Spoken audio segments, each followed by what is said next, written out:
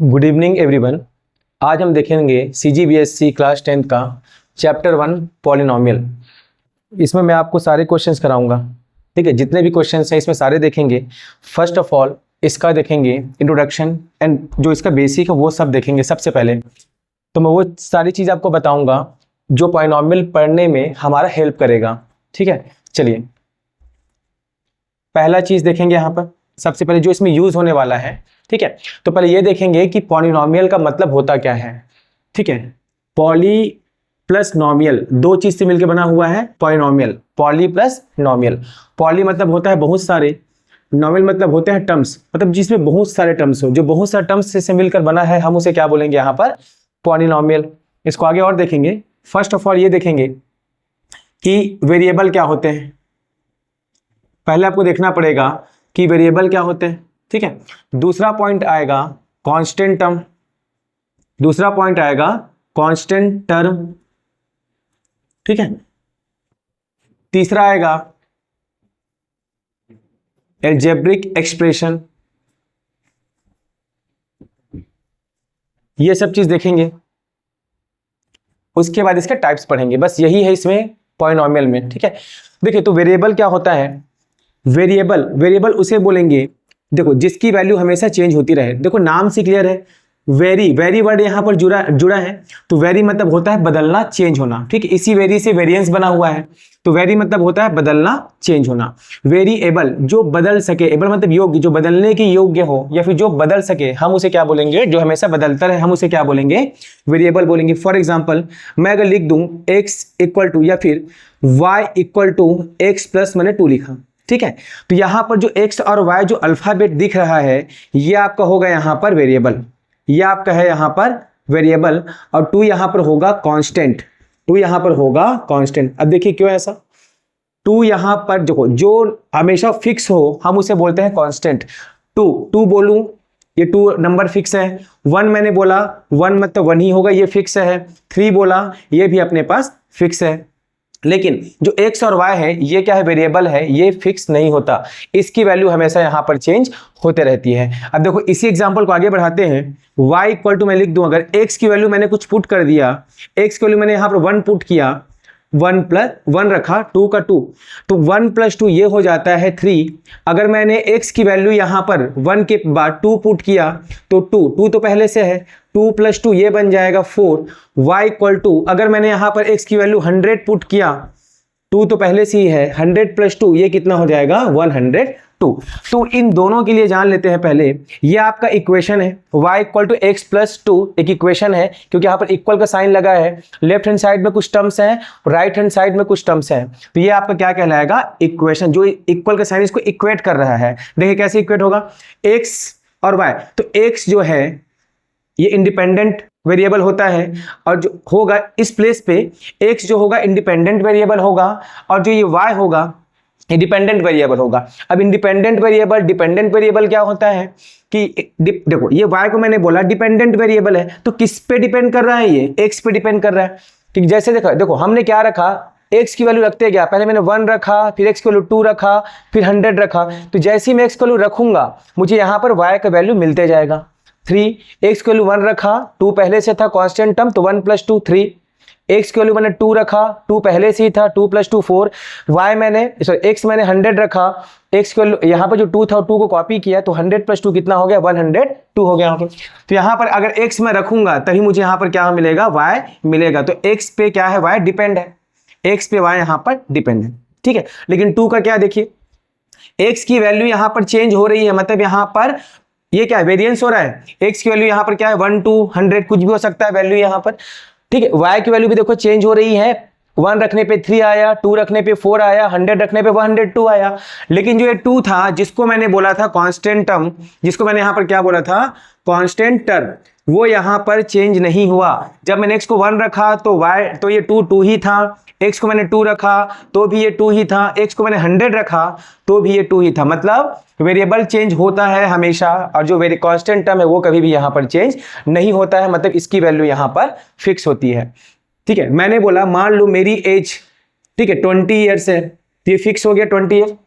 मैंने बोला मेरे फ्रेंड की एज 30 ईयर है तो ये भी फिक्स हो गया। लेकिन मैं बोला कि मेरे एक और जो फ्रेंड है उसकी एज x ईयर है, तो क्या आप बता सकते हैं उसकी एज कितनी है? मैंने तो x बोला।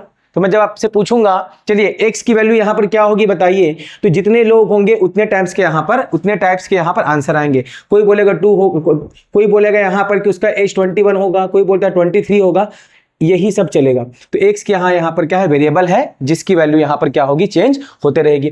तो वेरिएबल ये हो गया जिसकी वैल्यू हमेशा चेंज होते रहेगी, और कांस्टेंट अब क्या है, जो हमेशा फिक्स होता है। तो एक्स वाई किस टाइप के, जितने ये अल्फाबेट जो है ना, वही क्या है यहां पर वेरिएबल, मतलब वेरिएबल को हम अल्फाबेट से इंडिकेट करते हैं। बट अभी इस क्लास में आप एक्स वाई लेके इसको देखेंगे।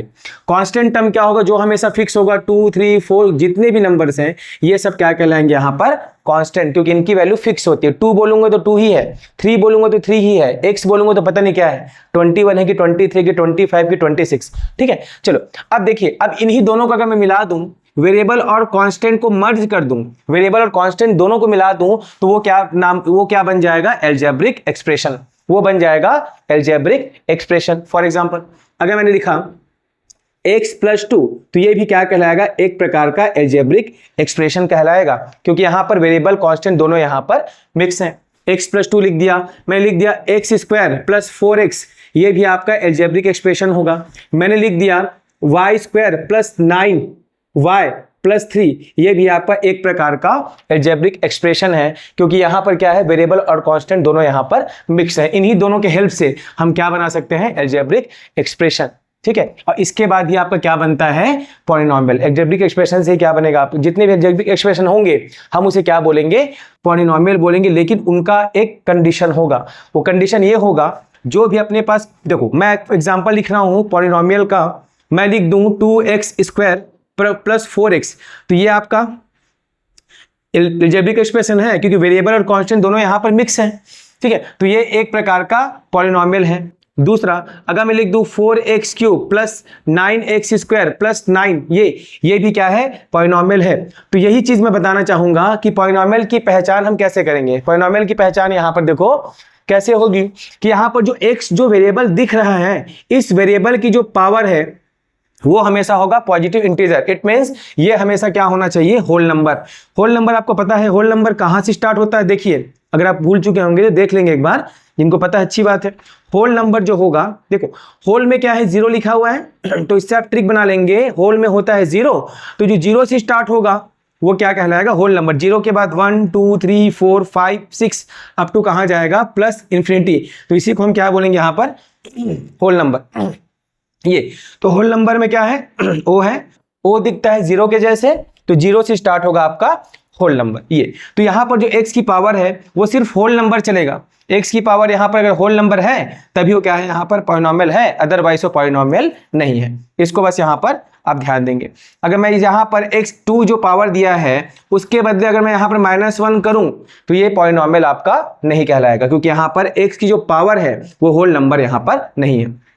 ठीक है, मैं लिख दूं यहां पर x की पावर √3, तो ये भी आपका पॉलिनॉमियल नहीं कहलाएगा। ठीक है, मैं लिख दूं यहां पर 1/2, x की पावर 1/2, तो ये भी आपका पॉलिनॉमियल नहीं है। आपको क्या ध्यान देना है कि जो x की पावर है वो उसमें हमेशा जो वेरिएबल है, ठीक है, जो पॉलिनॉमियल है उसमें वेरिएबल की पावर हमेशा क्या होना चाहिए, होल नंबर। और होल नंबर स्टार्ट होता है 0 से और कहां तक चलता है, इंफिनिटी तक चलता है, मतलब अनंत तक चलता है ये चीज। ठीक है, इसको बस आप यहां पर ध्यान देंगे। ठीक है, अब देखिए यहां पर कभी कभी हमको डाउट रहता है कि पॉलिनॉमियल जो होता है उसमें वेरिएबल की पावर, मैंने बोला होल नंबर होगा। ठीक है, ये होल नंबर होगा तभी क्या कहलाएगा, पॉलिनॉमियल कहलाएगा। तो याद नहीं आता कि वो क्या था, होल नंबर था। होल नंबर से आपको ओ से 0 तो याद हो जाएगा, लेकिन होल नंबर कैसे याद होगा। देखो होल नंबर को कैसे याद रखना है, पॉलिनॉमियल में देखेंगे आपके पास स्टार्टिंग में लिखा है POL, तो ऐसे याद रखना, POL से पोल, तो क्या याद रखना है आपको, उससे होल।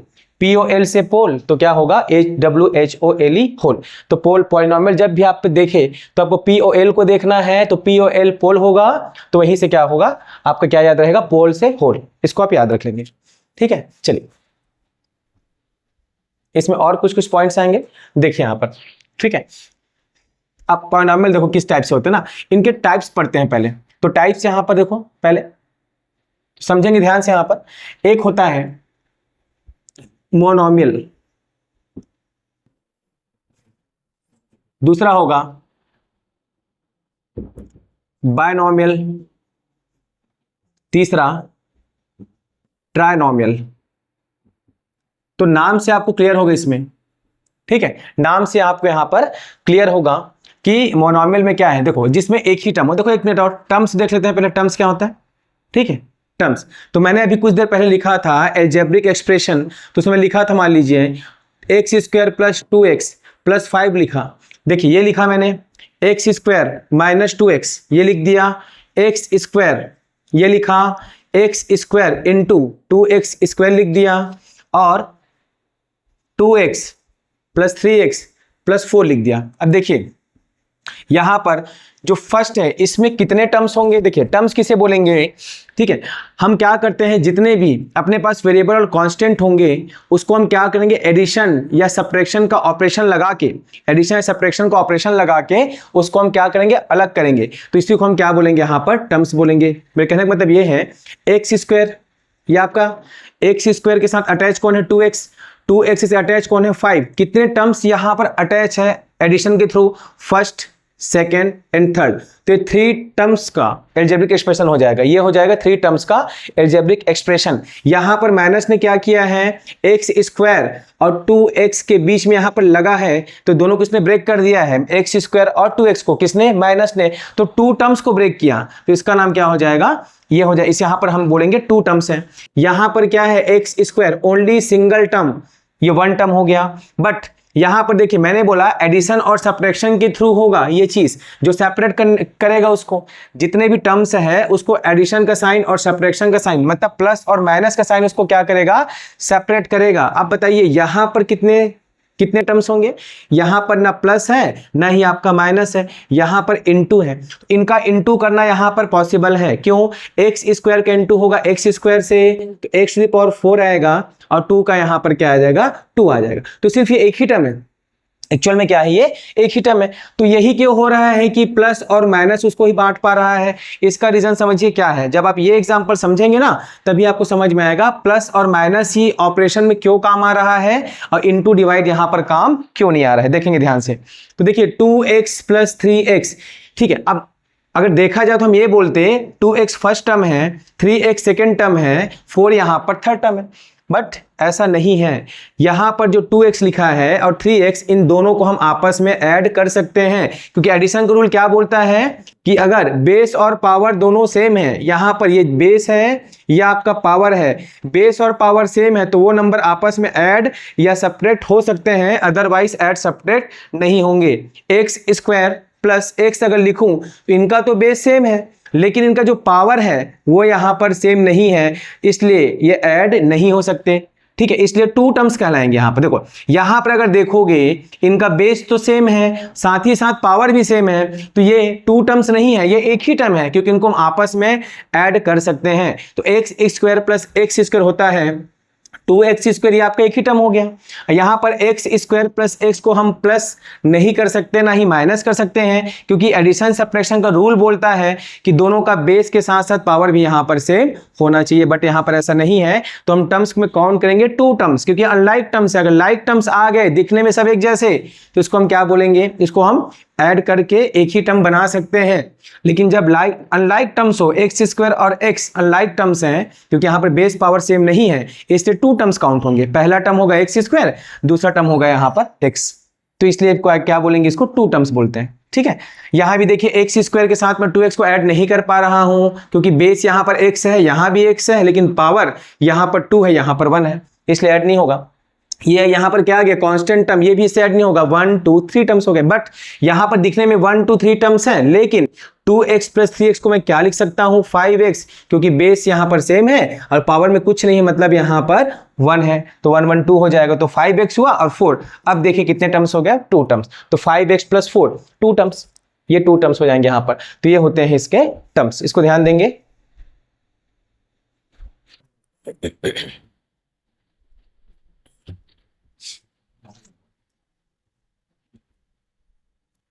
तो मैं टर्म्स तक आपको बता दिए, ठीक है।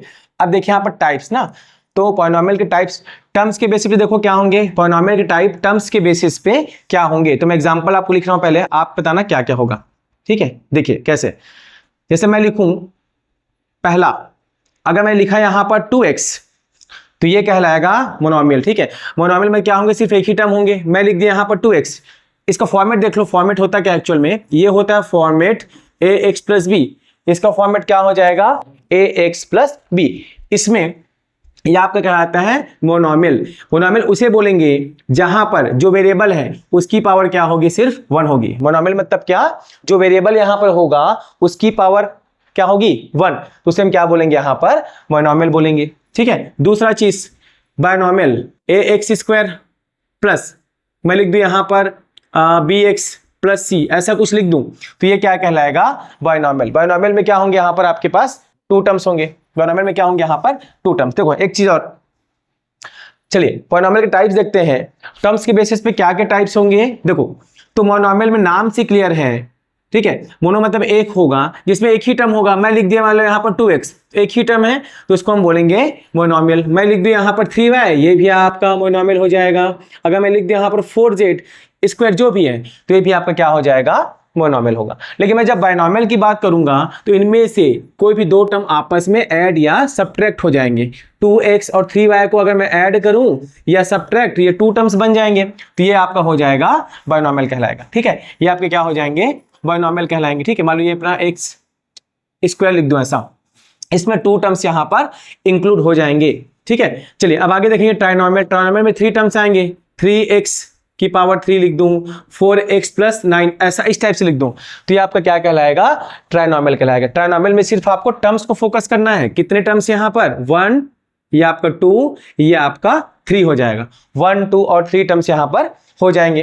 तो ट्राइनोमियल में 3 टर्म्स होंगे, बायनोमियल में 2 टर्म्स होंगे और मोनोमियल में क्या होंगे, सिर्फ 1 टर्म होंगे यहाँ पर। इसको बस आप यहाँ पर ध्यान देंगे। ये तो हो गया टर्म्स के बेसिस पे, ये तो हो गया आपके पास टर्म्स के बेसिस पे, ठीक है। कितने टर्म्स है उसके हिसाब से हमने बता दिया है। एक टर्म मोनोमियल में, मोनो मतलब 1 होता है तो 1 टर्म होगा तो मोनोमियल, 2 टर्म्स हुए बायनोमियल और 3 टर्म्स होंगे तो क्या आ जाएगा यहाँ पर, ट्राइनोमियल। ये चीज आप ध्यान रखेंगे। ये किसके बेसिस पे है, ये टर्म्स के बेसिस पे हो गया। एक और नाम इसका देखिए, पॉलिनोमियल के और एक टाइप्स देखते हैं जो हम देखेंगे यहाँ पर डिग्री के बेसिस पे।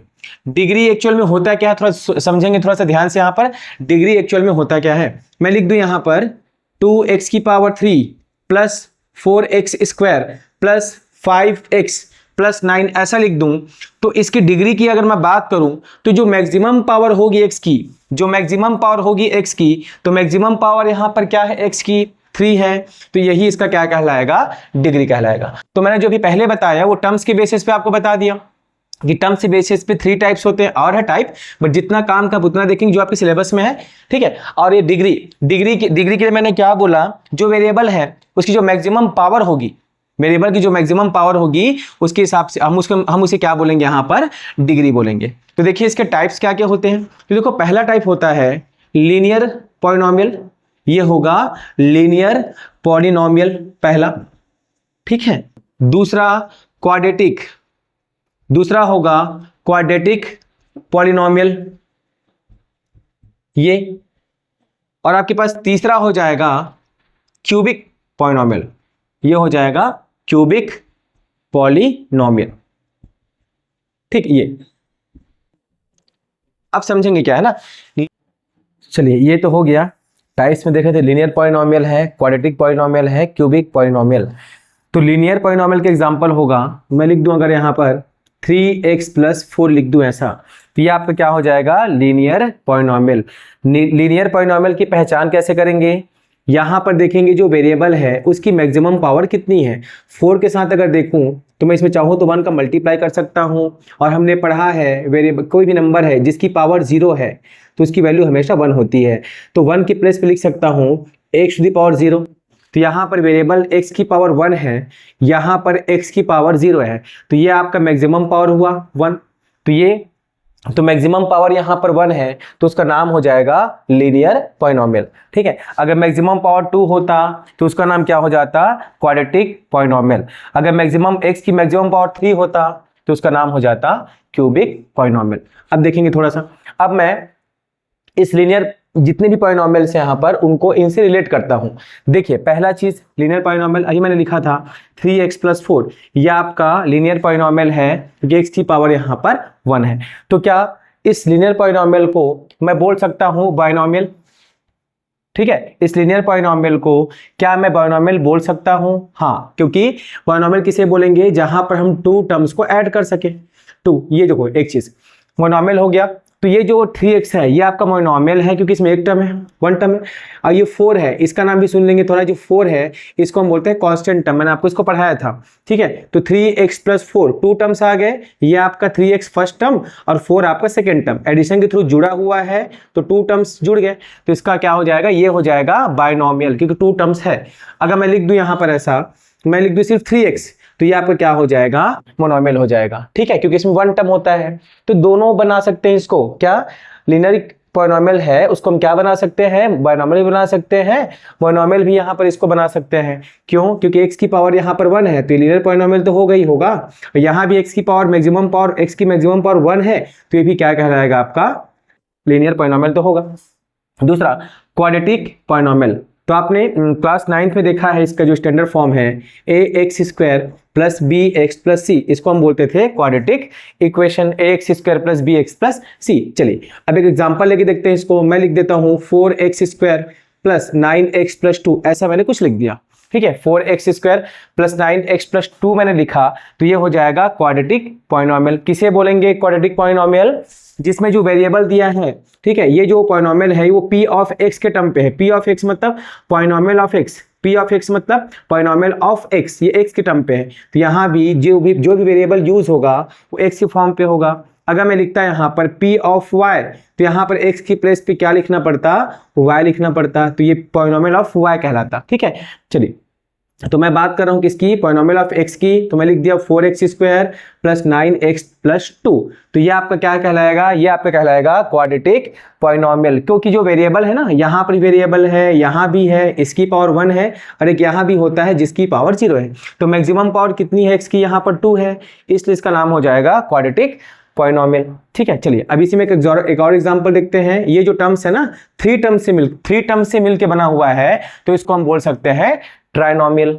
अगर मान लो मैंने क्या किया, इसको लिख दिया 4x² + 9x, अब भी क्या है? ये क्वाड्रेटिक पॉलिनॉमियल है, क्योंकि क्वाड्रेटिक पॉलिनॉमियल में हम क्या करते हैं? वेरिएबल को देखते हैं, उसके बाद उसकी मैक्सिमम पावर को देखते हैं। तो वेरिएबल की मैक्सिमम पावर यहाँ पर 2 है, इसलिए क्या है? ये क्वाड्रेटिक पॉलिनॉमियल है। बट ये टू टर्म्स को हम यहाँ पर टू टर्म्स को ऐड करके दिखा रहे हैं।